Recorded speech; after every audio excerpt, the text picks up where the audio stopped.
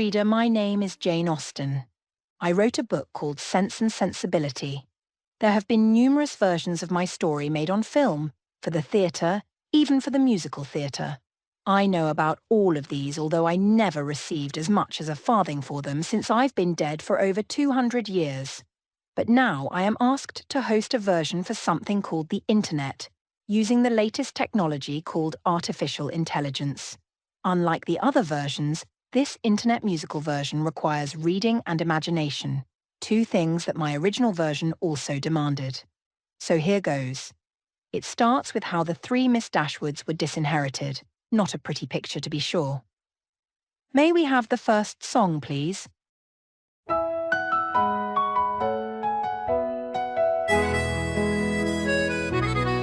There's a story to be told about love and marriage and such. It's a story that is old, but that doesn't matter very much. Mr. Dashwood had a son, but his wife died very young. So Mr. Dashwood married twice. He had a loyal second wife and 3 lovely daughters, oh so nice. Norland was their happy home, a charming estate with one mistake. An entail willed it to his son, an heir alone to take. And that was all, and that was it.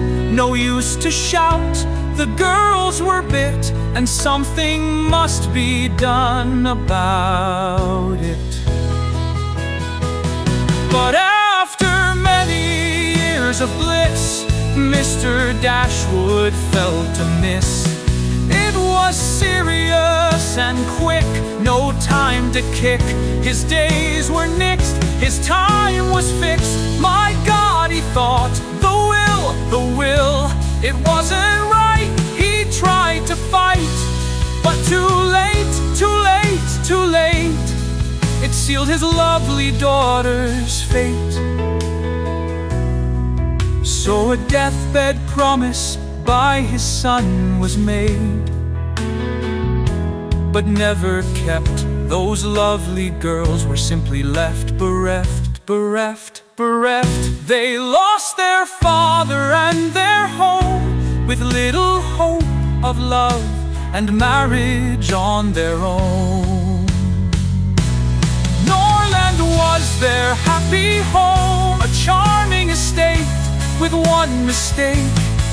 An entail willed it to his son, an heir alone. And that was all, and that was it. No use to shout, the girls were bit, and nothing had been done about it. Nothing had been done. So deathbed promises were made, but never kept. Those lovely girls were simply left bereft, bereft, bereft. They lost their father and their home, with little hope of love and marriage on their own.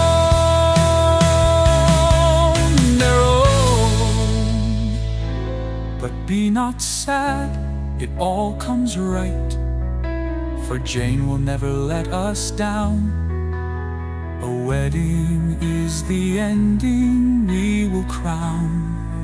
Yes, a wedding is the ending we will crown. So be not sad, for dear Jane will never let us down. Yes, a wedding is the ending we will crown.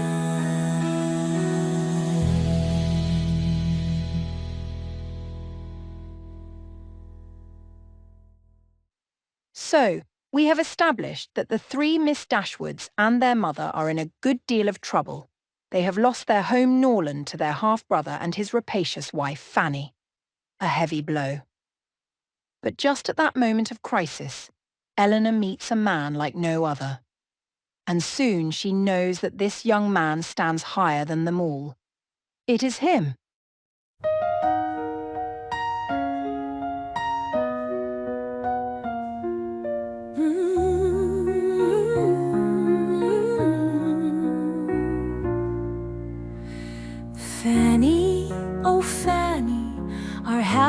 brother's wife is Fanny. Now she's the mistress of our home. It's uncanny.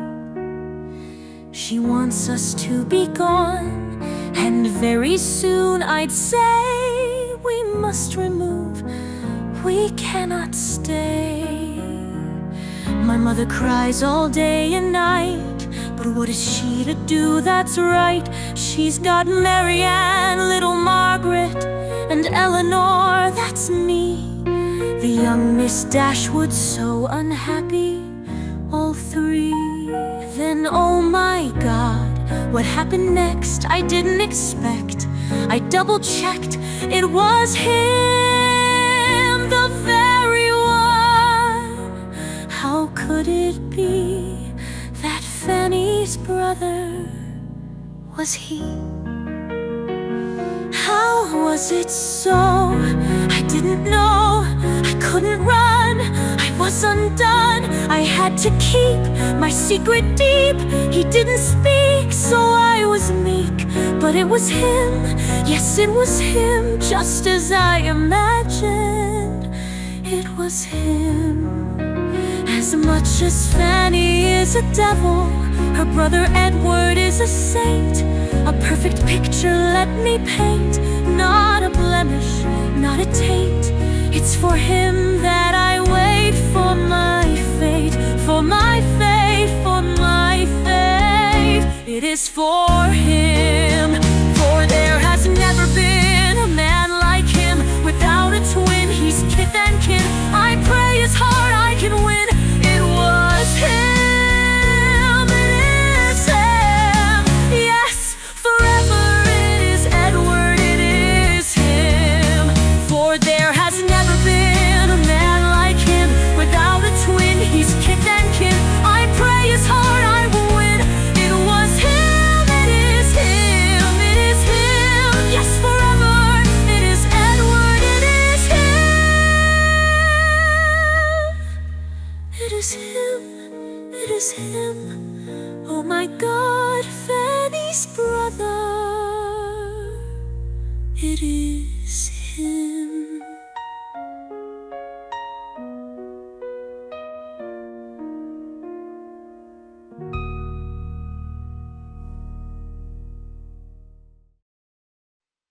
Edward is Fanny's older brother. In fact, Edward is the oldest brother, and hence will inherit unless his widowed mother chooses differently. You see, all Edward seeks is a quiet life, perhaps as a country vicar, while his mother and Fanny insist that Edward make a fine figure in the world. But they hardly know what shape that might be, since Edward has no particular talents.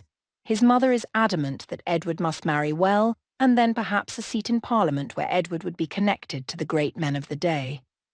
But Edward has a secret that makes him resist even under the threat of being cut off by his own flesh and blood. Then Edward's life takes a turn, one that only in dreams could he imagine.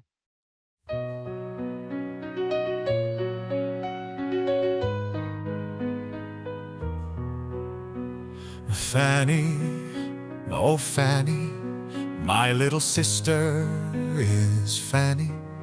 Now she's the mistress of this home. It's uncanny. She wants them to be gone. Very soon, I'd say, they must remove. They cannot stay. Their mother cries all day and night, but what is she to do that's right? She's got Marianne, little Margaret, and Eleanor, that's she. The young Miss Dashwood's so unhappy, all three. Then, oh my God, what happened next? I didn't expect. I double-checked. It was her, the very one. How could it be that Eleanor was she? How was it so? I didn't know. I couldn't run. I was undone. I had to keep my secret deep. I didn't dare speak, so she was meek. But it was her, yes, it was her, just as I imagined. It was her as much as Fanny is a devil. Eleanor is a saint, a perfect picture let me paint. Not a blemish, not a taint. It's for her that I'll wait. For my fate, for my fate, it is for her. For there has never been a woman like her. Without a twin, she's kith and kin. I pray her heart I will win. I don't know how without sin, but I must. Yes, I must. It is her, it is her. Yes, forever. It is Eleanor, it is her.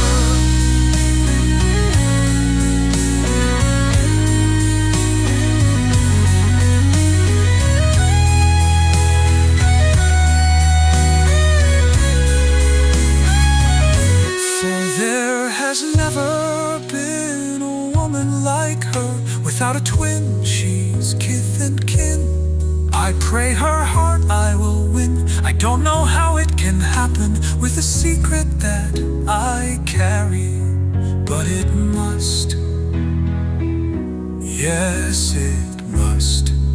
It is her, it is her. Yes, forever. It is Eleanor, it is her.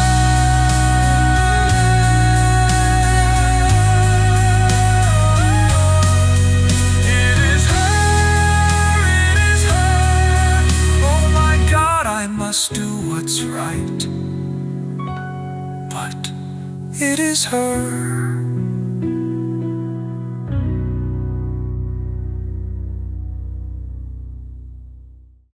Edward and Eleanor, both in love, and both unable to declare it openly.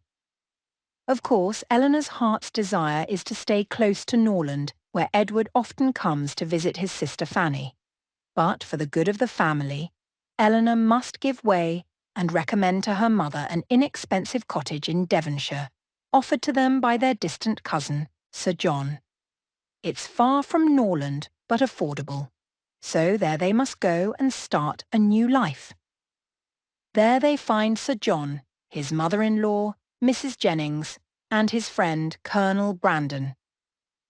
Soon enough, the young Miss Dashwoods take centre stage at Barton Cottage. It's the best thing, and we have so little choice. But what about him, Edward? Oh, I must not think about that. Of course, Devonshire is far, but it's not the moon. He'll come soon, he must. But how do I tell Mama? Oh, Mama, I'll say something like this. My dear Mama, a letter came today from a distant cousin far away. It's our chance to start anew. Such a well-timed letter is worth a thing or two. Do not be frightened, my mother dear. I think the offer's quite sincere. We must remove very soon to put an end to all this gloom.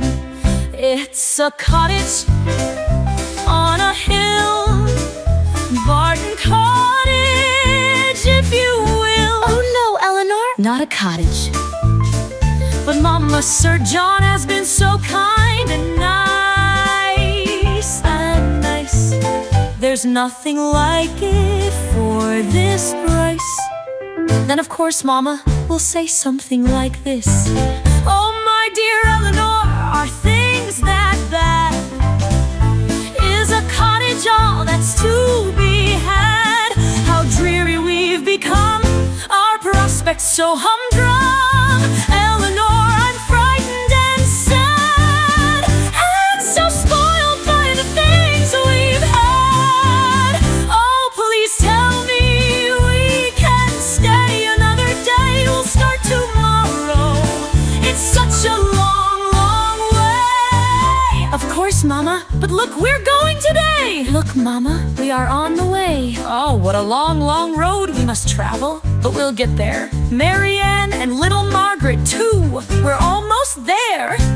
So, Mama, we are here. We're at the cottage, ever dear. And there we meet our friend Sir John, a man to trust and depend upon. And soon the neighbors came to call. We like them all, we liked them all. Esley Jenny, we liked him, Mrs. Jennings, and of course Colonel Brandon too. And most of all, oh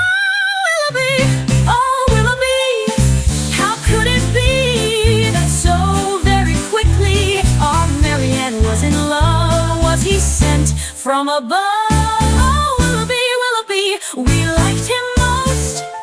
To that we'll toast. We liked him most. Yes, we did. We liked him most.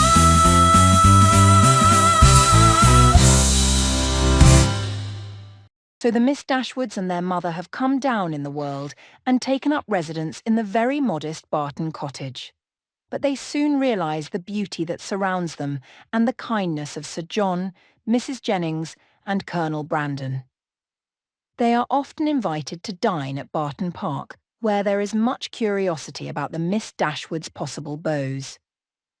Marianne fuels the gossip when she takes a fall on a hill and sprains her ankle. A young dashing hero, Willoughby, arrives just in time to sweep her up into his arms and carry her home. It is learned that Willoughby is presently dependent on his aunt, but on her death will be a man of fortune. Soon he becomes part of their set, visiting Barton Cottage daily. Clearly Marianne is exquisitely in love. Everyone talks about it, and everyone except the sceptical Colonel Brandon approves.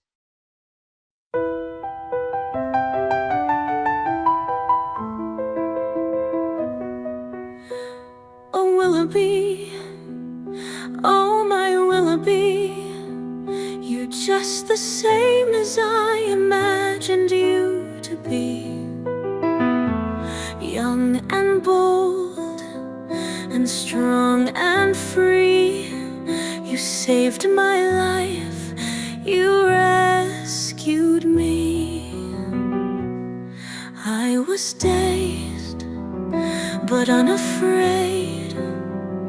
I couldn't see how this could be. It was a dream, or so it seemed. It was so fast, how could it last? Then oh my God, what happened next? I didn't expect, I double-checked. It was him, the very one. How could it be that Willoughby was he?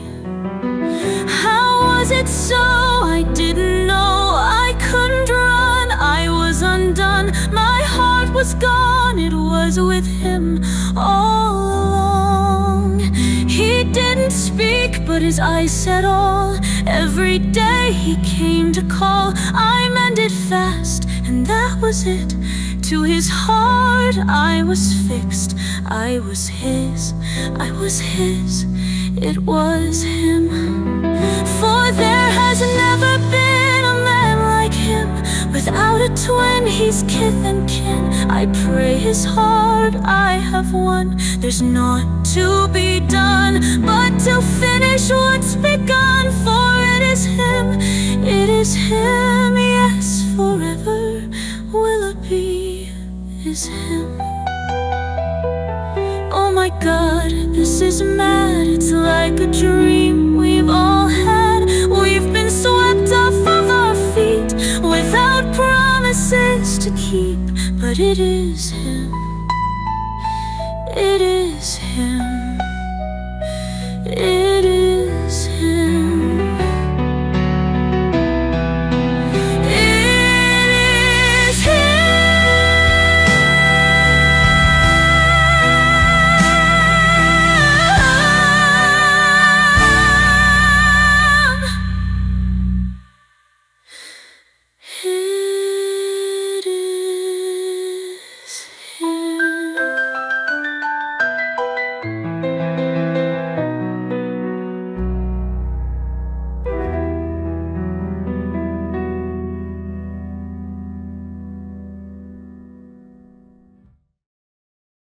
Marianne's heart is now completely given over to Willoughby. Everyone sees it, and Marianne and Willoughby make no attempt at concealment. Even Eleanor is won over by Marianne's young and gallant lover. Colonel Brandon alone has reservations which go unspoken. But perhaps Colonel Brandon's judgment is biased by his own regard for Mary Ann. This growing regard is noticed by the youngest Miss Dashwood, Margaret.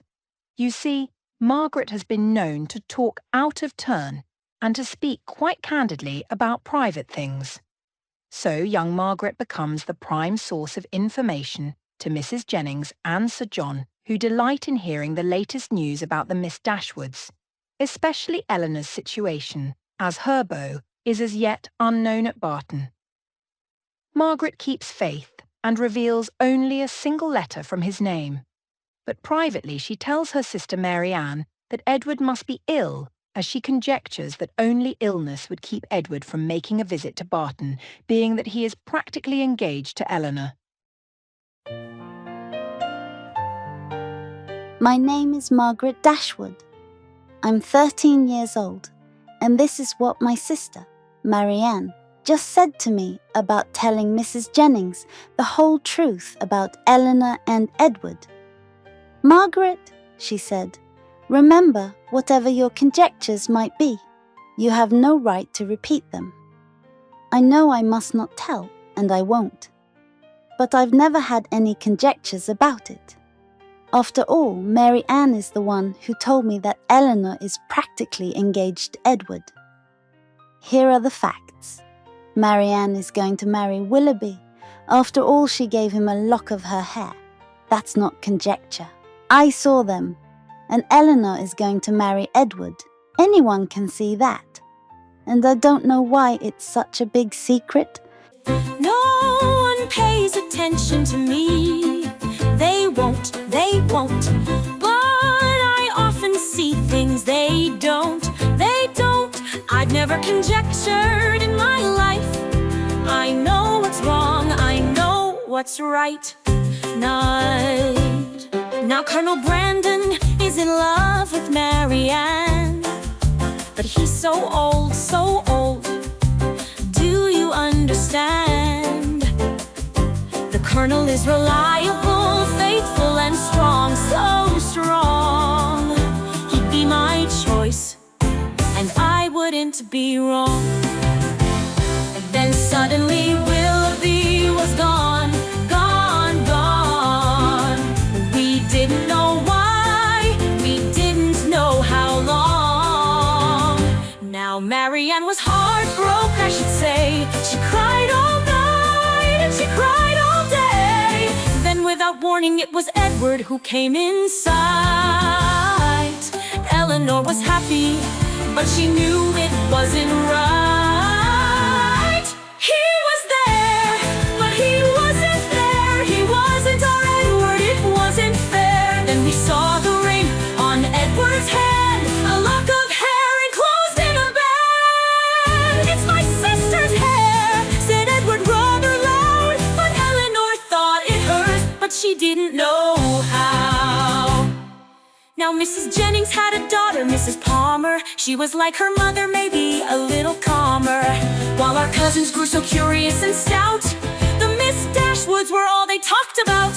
Edward, his spirits low, told Eleanor he had to go. When he was coming back, we didn't know. It was odd, for we knew Edward loved her so. But Eleanor, calm as always, didn't let it show. Soon the Miss Dashwoods were invited everywhere, especially to town, for Willoughby was there.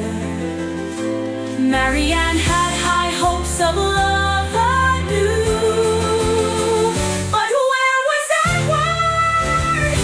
No one knew.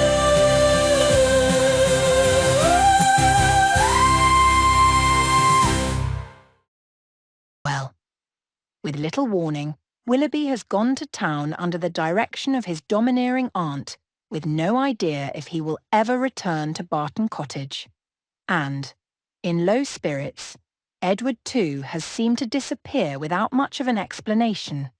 On this head, Marianne and Eleanor both have little reason for good cheer. Just then, Sir John, aware of the gloom at the cottage, invites the Miss Steeles, Lucy and Anne, to brighten the party at Barton Park. The Miss Steeles are some sort of cousins to Mrs. Jennings. In particular, Lucy Steele is most glad of the connection. She soon befriends Eleanor in a most artful way, sharing with her a monstrous secret of great importance for them both.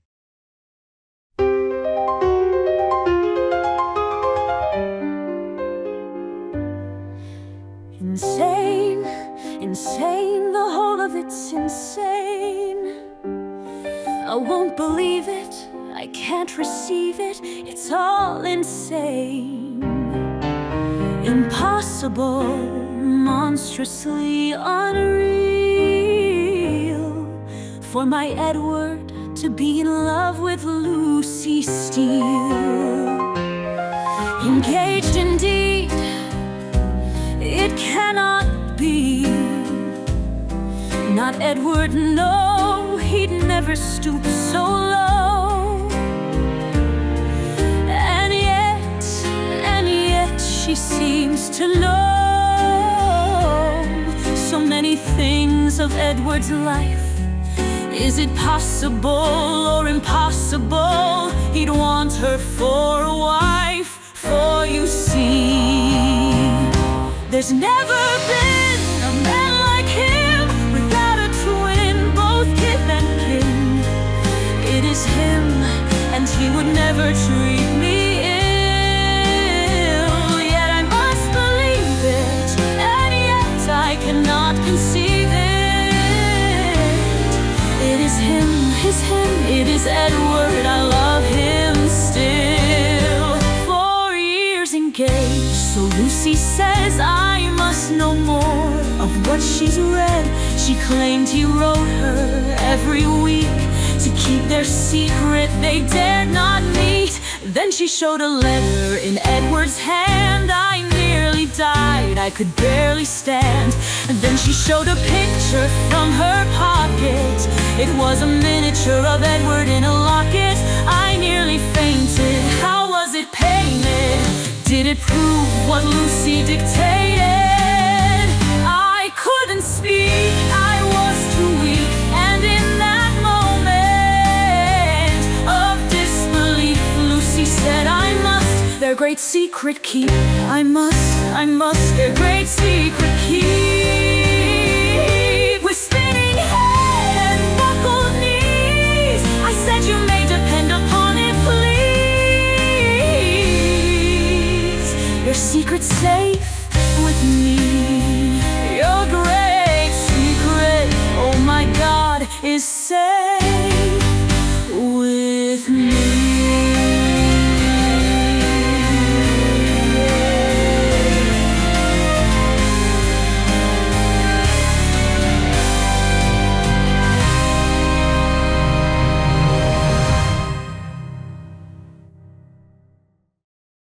So, Lucy Steele, a clever girl, has convinced Eleanor of the engagement and, more than that, has Eleanor's word that she will keep the great secret, making Eleanor an unwilling part of the deception. Needless to say, Eleanor is miserable with no one to confide in. But she plays her part well, trying to convince the ever-artful Lucy that Edward, to Eleanor, is merely a friend, and nothing more.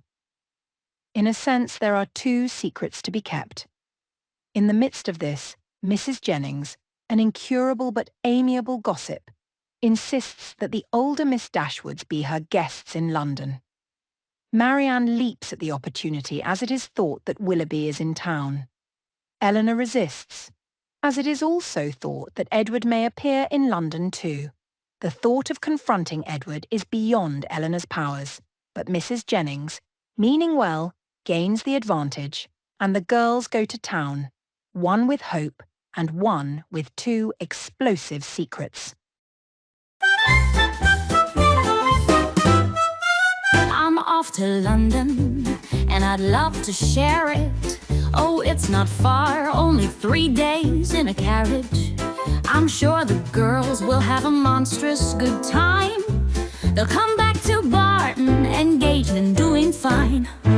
Somehow in London, one never despairs. You see, in London, romance is in the air. That same air, I'm told, is everywhere. Oh, that's just rubbish, and I don't care. Somehow in London, one can't go wrong. You see, in London, life is just a song. It's very wicked, it's lots of fun. It's just the ticket where hearts are won. Somehow in London, it's never boring. You see, in London, it's always pouring. It's always frantic, or it's pedantic. It's just the wicket if you can stick it. Oh, my dear London, don't let me down. The Miss Dashwoods are coming to town. It's my intention to help them with their bows. I'll get them settled, you'll see it will be so. Now Mary Ann's young man is very bold, I'm told. He saved her life, it's very true, I know, I know. But have you heard Willoughby, like a scoundrel, ran off in a hurry? If I were Mary Ann, I'd be mad and I'd be worried. Will he call or will he not? No way to tell, it's all such rot. They come and go, they swear and smoke, they shoot their guns, and that's no joke. Man, it's so unfortunate we need them at home. Now Eleanor's case is very, very different. Eleanor keeps her cool and calm persistence. She hardly admits of any attachment, but we know her beau is often absent. So who is Eleanor's beau? That is the question. The whole thing's given me indigestion. Is it Cullen or Brandon? They get on so very well. It must be Colonel Brandon, I can tell. But don't you worry, it'll all come right. I can see by their loss of appetite. For somehow in London, there's no despair. You'll see, in London, romance is in the air. It's in the air. Romance, it's in the air.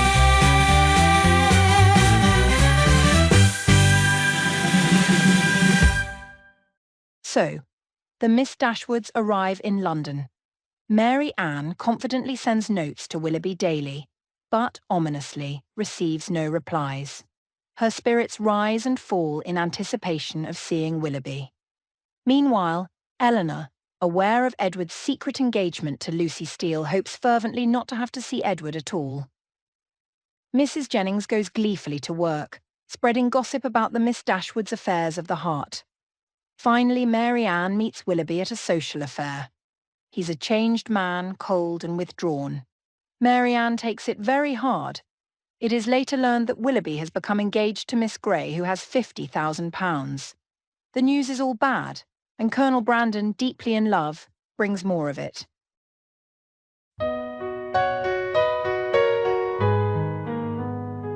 I know they tell her I'm too old. I'm 35. I'm sure she knows. But my love is young and strong. I'll keep her safe when things go wrong. So it's true, he broke her heart. I think I knew it right from the start. He came and went, he paid no rent, he used her ill, he pays no bills, he's just a bounder, no gentleman is he. Oh, Mary Ann, I know the whole sad story, but you don't know that Willoughby has been my quarry. I called him out and tried my best to shoot him dead right through the chest, but I missed. He missed me too. and that was it. Oh, Marianne, I love you so. I must tell you all I know. No more secrets, let the truth be known. Let me tell you, and you alone. Long ago I loved a beauty fair. She looked like you, she had golden hair. Her spirits were like yours, so bright and charmed. I loved her well and wished her in my arms. But fate removed me from her. No use to tell what the reasons were. Finally, when I found her, it was far too late. She had a child, she was ruined and filled with hate. Soon she died and her Liza with me remained. Through the years I kept her hidden from the shame. But like her mother, Liza lost her way. I found the man who has to pay. It was him, it was him, it was he, it was Willoughby, it was him. Oh, Marianne, I love you so. I've told you all you need to know. I'll be true and I'll be strong, for to you my heart belongs. My heart is yours now and forever. To you my heart belongs.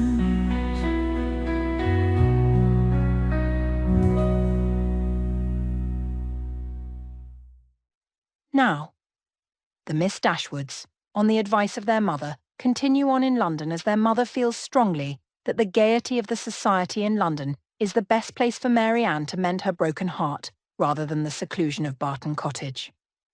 Presently the Miss Steeles arrive in London, and Lucy Steele is soon visiting Eleanor. Lucy joyously confides the news of her meeting Edward's mother for the first time and making a good impression.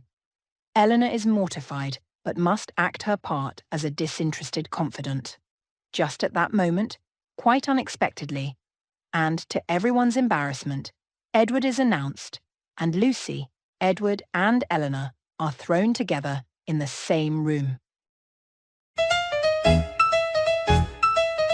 Oh my God, it's Edward! What's he doing here? Edward is here. I find that strange. But I'm not going to complain. Oh, Eleanor looks so relaxed, but Edward looks like a heart attack. You see, Eleanor has been told I loved him first. She definitely knows. I think it wise not to say a word. I'll just smile and look demure. But why on earth is he here? I find it droll, I find it queer. I let her talk, she's good at that. But he's mine, that's the fact. Yes, he's mine, I have him trapped. He couldn't possibly unwrap. He's mine, and she knows it. Nothing can't decompose it. I'm Lucy Steele, but not for long. His mother likes me, I won't be wrong. Edward's mine, and don't forget it, no matter how he may regret it. Oh yes, I know my Edward well. His mother loves me, I can tell. He'll keep his promise, that's for sure. Yes, I'll just smile and look demure.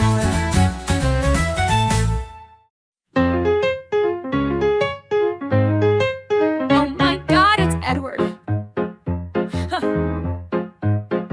Don't be shocked, stay composed.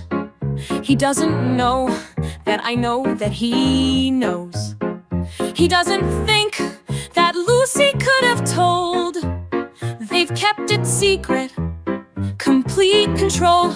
I'm pledged to keep it and beg her pardon. I'd like to wring her neck and plant her in the garden. No one suspects how wicked I could be. Give me a rope and you might see. Oh,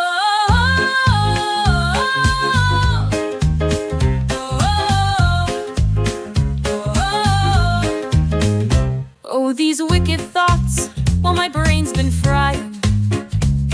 He asks, how is your mother? Very well, I say, replying. We go on like that, with Lucy very quiet. She's got my goat, I could start a riot. Oh,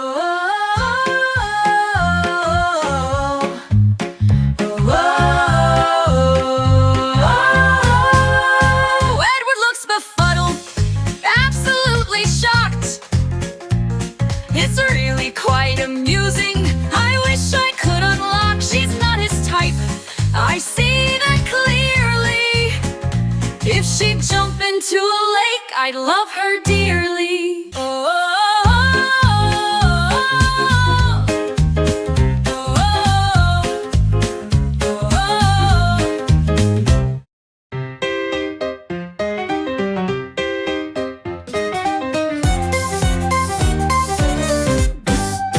Oh my God, don't be shocked, stay controlled. It's quite certain that Eleanor doesn't know. Lucy's all smiles like a Cheshire cat. She's ready to pounce, I'll wager that. I've come for what? I can't remember. It's best to flee. A note I'll send her that Lucy steal I can't control. If I had a gun, I'd start to load.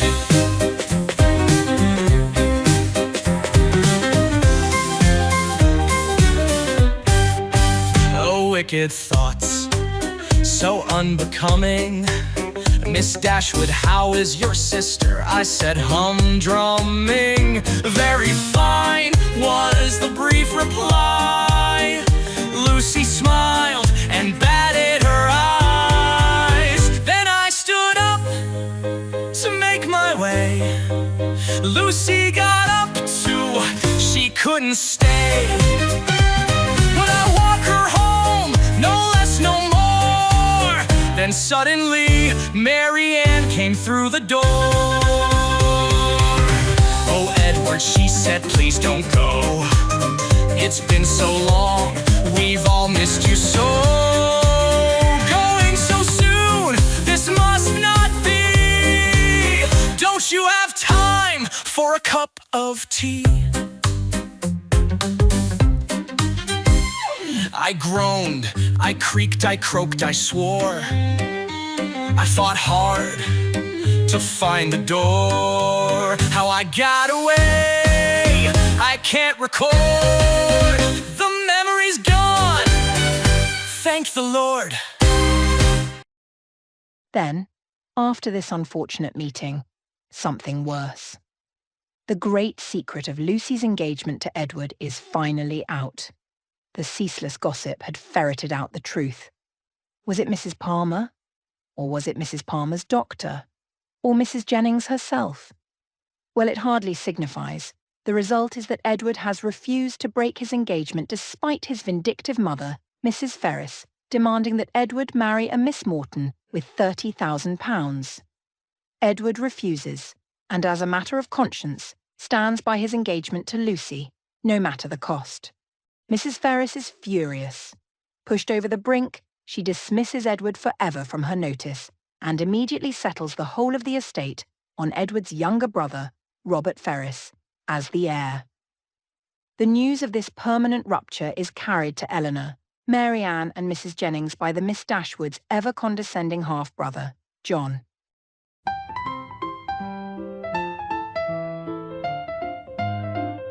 The news I bring is very sad. I suppose you know Edward's gone mad.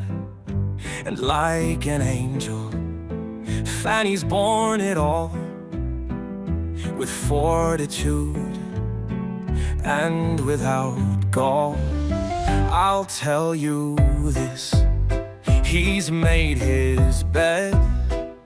Of his future nothing good can be said. He's off her books when her will gets read. He'd be better off if he were dead. You see, Mrs. Ferris, his mother dear, has made him poor. She's made that clear. Miss Morton had 30,000 pounds. What a fool he was to turn it down. No one knows what we have suffered. He can sing for his supper. He's given us such grief. By God, we need relief. You can't imagine how hysterical it was. He chose Lucy, oh how goosey, it won't do. A low connection for inspection, it won't do. His mother's heart is broken with these words she has spoken. It won't do, it won't do, it won't do. You see, Mrs. Ferris, his mother dear, has made him poor. She's made that clear. Miss Morton had 30,000 pounds. What a fool he was to stand his ground.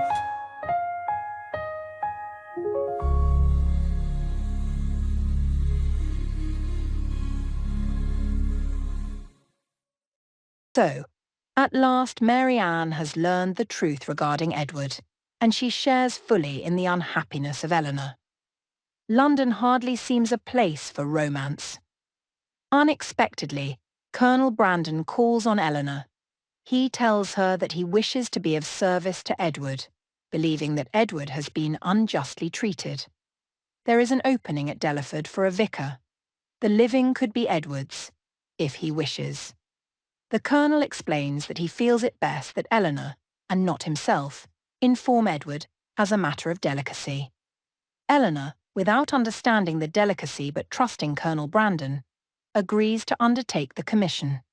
That very day she does so. Edward is stunned but exceedingly thankful. He hurries away to thank Colonel Brandon in person, leaving Eleanor to wonder, will this now allow Edward to marry Lucy Steele? So both Miss Dashwoods are in low spirits, with little to cheer them. It is decided that they should remove to Barton as soon as possible with Colonel Brandon as escort. Mrs. Jennings suggests they take the journey in stages, stopping at Mr. Palmer's estate on the way. Here, Mary Ann falls dangerously ill with a high fever. The doctor fears she may die.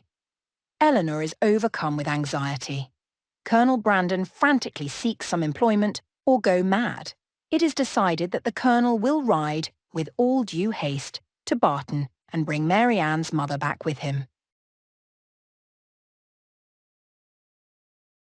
Dear Lord, I am Marianne's sister Eleanor, but of course you already know that. I'm not used to asking for anything, but in this case, I must. You know that Marianne is the opposite of me. She feels things very deeply and cannot withhold her feelings. I feel things deeply too, but I can't allow them to be known to everyone. I remain calm, you know, rational and composed in front of the world. Except now I cannot be calm. Please, I am distraught. I'm so afraid. Please don't take her.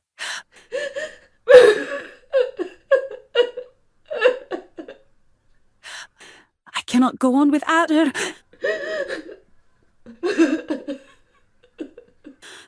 blow like this will kill our mother.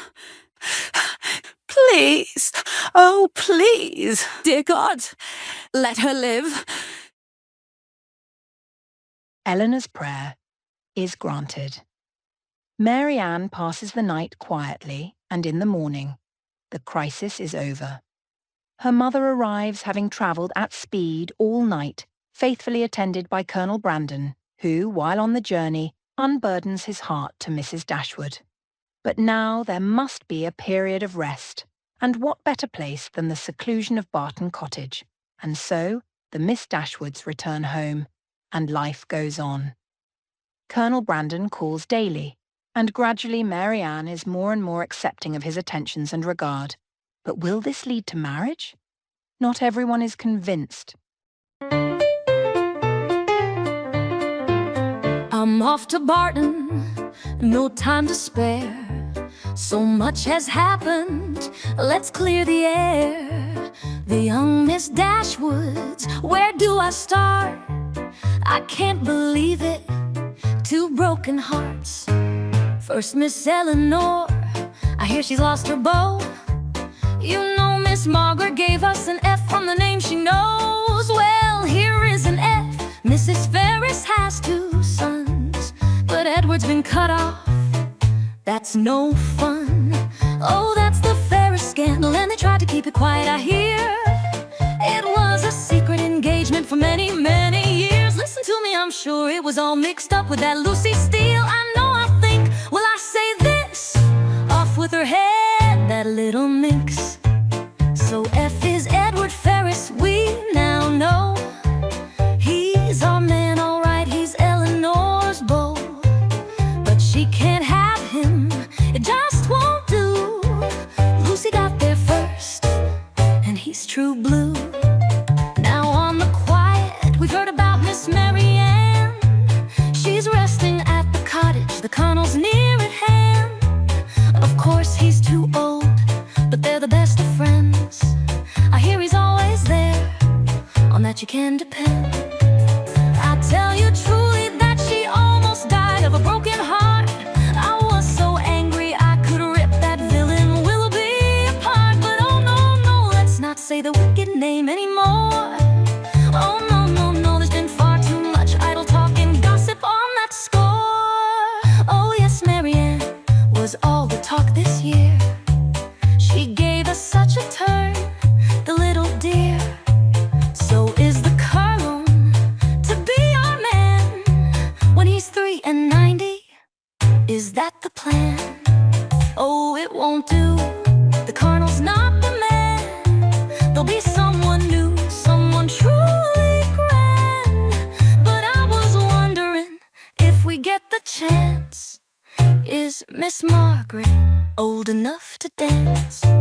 Well, I think she is old enough to dance.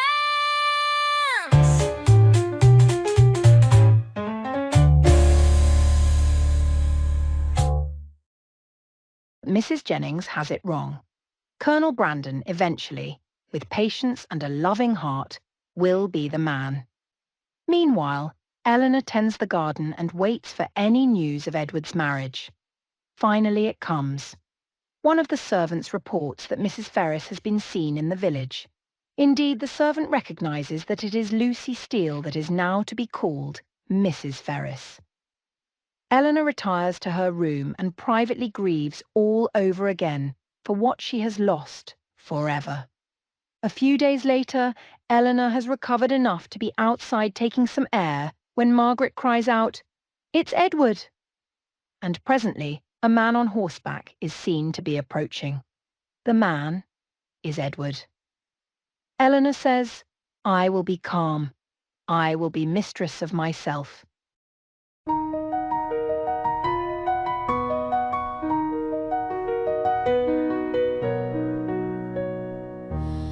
Edward, oh Edward, I know you're lost to me. You have a wife now for all to see. She has her ring in hand, that's more than I can say. She's Mrs. Ferris now, she won the day. You stood your ground and did what's right. You stood by her with all your might. Only the best of men have done the same. That's why I love you still. I'll never change. Then, oh my God, what happened next? I didn't expect, I double-checked. It was him, the very one. But how could it be that he came to call on me? But there he was, there was no doubt, there was no secret to find out. But there he stood, so real and good. It was him all the time, I understood. Then he spoke, he said he came to tell me why and to explain that Mrs. Ferris was his mother, that Lucy married his younger brother without a hitch. Lucy made a switch to be Mrs. Robert Ferris, for he was rich, and that was it. So when Edward came to call, he wasn't married, not at all. He isn't married, he is free, as I prayed that it would be. Oh my God, he's on his knees, he's asking me, he's asking me. For there's never been a man like him without a twin. He's kith and kin. I prayed his heart to win. It was him, it was he on his knees. He's asking me, he's asking me. Thank you, God, for Lucy. It is him, yes, now and forever. It is Edward. It is